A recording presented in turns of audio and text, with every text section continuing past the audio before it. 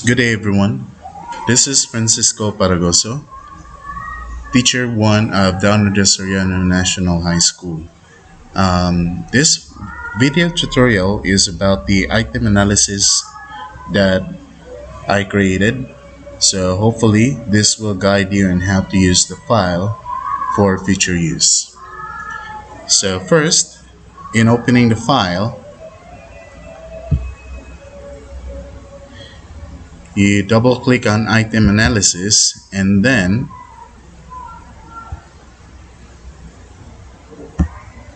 it is going to ask for a password.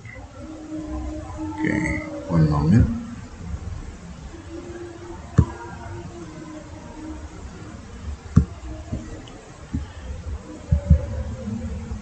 So talking about the password, you don't need to enter any password at all. The purpose of this password is only for you to be able to use the original file for future use. So what you need to do would be to just simply click on read only, and then the file will open up.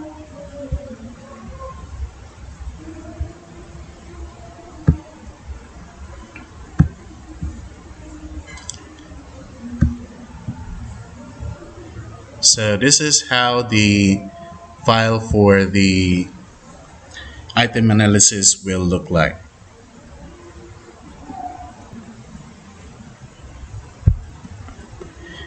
In the item analysis file, you will see there below, there are 6 tabs: input, analysis, charts, descending, ascending, and F14. So let's start with input. Now in the tab for input, you will see there the part for the answer key. So here, this is the part where you enter the answer key of your test paper or of your assessment. Then we have here the column for the names, the sections, and then in this part, you will see you will be entering the answers of all the items of all your students. Okay, so I have prepared here an example.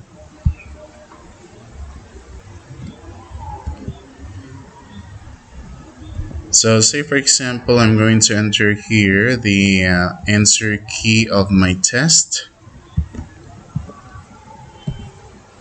So I have a 15 item test and this is my answer key. Okay, after entering the answer key, you type in the names of the students. Let's say De La Cruz Juan, section Apple, and then you enter the answers of each of the items. Now, if you're going to go to the tab for analysis, you will still see that there is no data, even though you already entered the name of the student. Now, what you need to do next is going to be, you're going to go to the tab, the data menu, and then click refresh all. After you click on refresh all the tabs are going to be updated. So you will see there, the analysis part, there's now information. Then in the form 14, the name of De La Cruz 1 is already indicated. We also have the ascending part, the descending part, so the information are already indicated. Now, let's say for example, I have entered all the names of the students already. Say for example, I have student A up to student Y,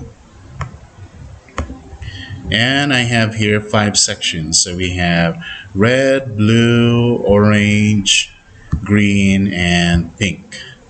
Now I'm going to enter the answers of each of the items. Say for example, for student A, C, D, B, A, C, D, B, B, C, A, and so on. Now, you will no longer need to use your pen for this one. For checking, you can use actually this file, because after entering the answers of each of the items of the students, you're going to see on the last column the score. So this is not just an item analysis, this is also a checker.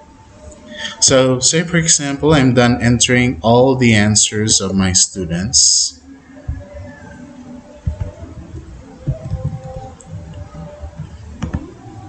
Here. So what do we need to do next? Again, after entering all the data, you need to go to Data menu and then click Refresh All. Now, a while ago, when we went to Form 14 tab after entering Juan de la Cruz, only his name showed up. Now, we have here the student's name. Okay. All right, so now that we have all this, the information we need, so let's go to the analysis part. So for the analysis, you will see there the frequency of the correct responses. You will see there the index of difficulty, the index of discrimination, and the effectiveness of the choices. So you no longer need to compute anything. All you have to do is enter the answer key, the names of the students, their section, and their answers. Once done, go to Data menu, then refresh all, and everything will be computed. So if we're going to check these by section, you will see there um, an option here on the side. Let's say I'll select blue. So this is the item analysis for section blue. This is for section green, for section orange, section pink, and section red. So we have different item analysis because the students for each of the sections, they don't have the same answers. So the result of the item analysis will also differ from section to section. Now, the part here below for the score, we need to make sure that everything is selected, because if one of the options or one of the choices here for the score is not selected, you will not get the correct item analysis. So all the scores must be selected. Now, how do we select? For you to select, you just have to click and drag, or you can also use Control, then click, left click. Okay, so we now have the item analysis for each of the parts. So we have here how many items are easy, how many are average, how many are difficult. Now for the chart, you will see there the chart, the frequency of the correct responses, the index of difficulty, and the index of discrimination. Now, as what we learned before, a good test should have 60, 30, 10. 60 easy, 30 average, and 10 difficult. And if you notice, this part, there's no average, and we have 73% easy and 27% difficult, which means the tests have lots to be improved. So if you notice on the index of discrimination, the must be improved part is bigger than must be retained. But the good thing is, there's no need for us to disregard any items. Now, what if I'm going to select a specific section? So we have here, 80%, 13, 7, so the test is not balanced. And if you notice, index of discrimination shows that most items need to be improved. Now, if we are going to go to section green, the average is almost there, 33%. It's almost 30%, but the difficult is 20 and the easy is 47. So there's no balance for this one. So that's the chart part. Now, what about the descending? The descending, it is going to give you the arrangement of the students from highest to lowest. So you'll see there the top scorers are student F, Y, and I. And for the ascending part, it will arrange the students from lowest to highest. This part is going to determine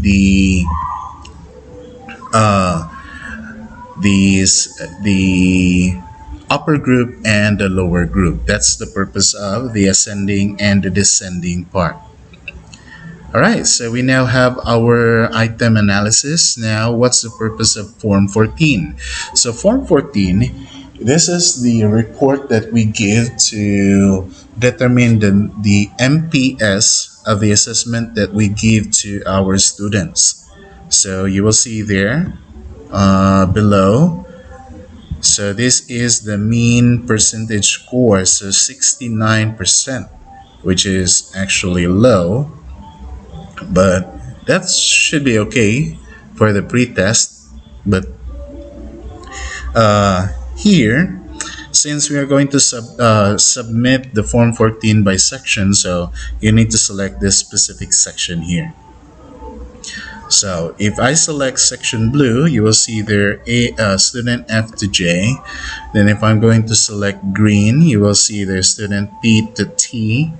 Then if I select student section red, I have students A to E. So with regards to the selecting the students, all you have to do is click on the section and the names of the students will update.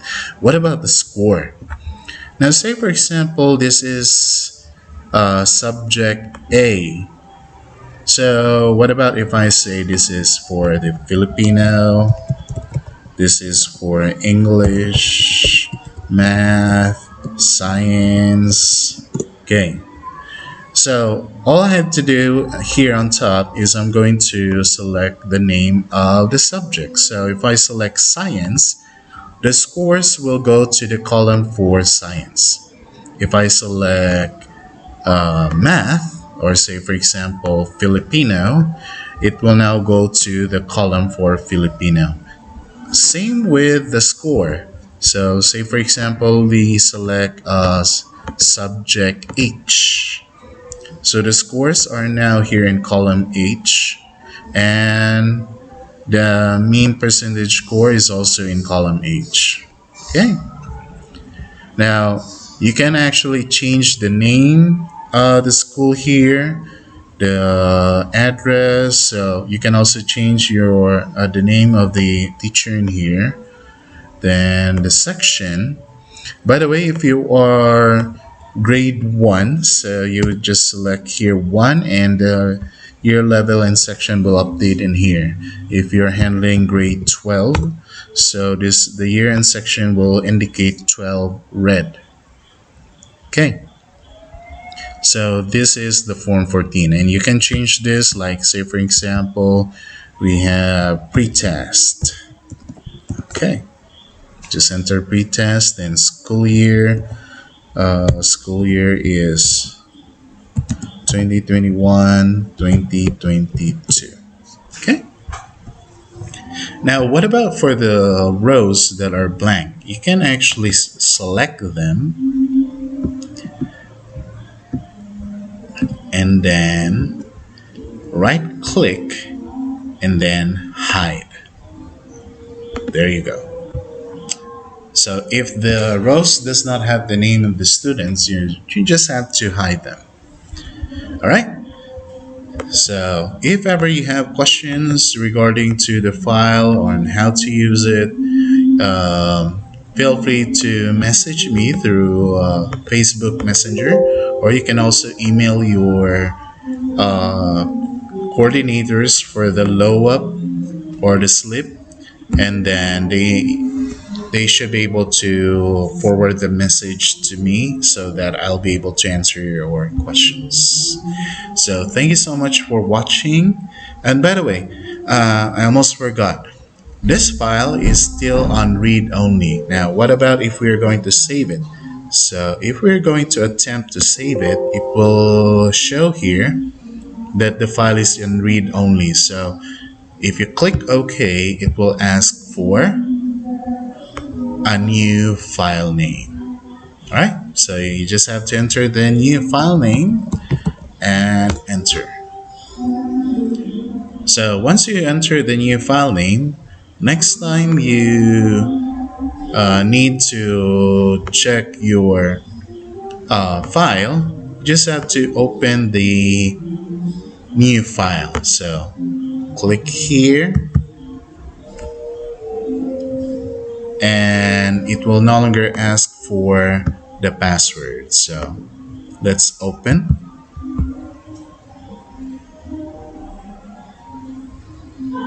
There you go. So it's no longer going to ask for the password. All right. So again, thank you so much for watching this video tutorial. Hope you learned something and hope this file will be of use to all the teachers here in our division and all the teachers. So thank you so much, and once again, good day.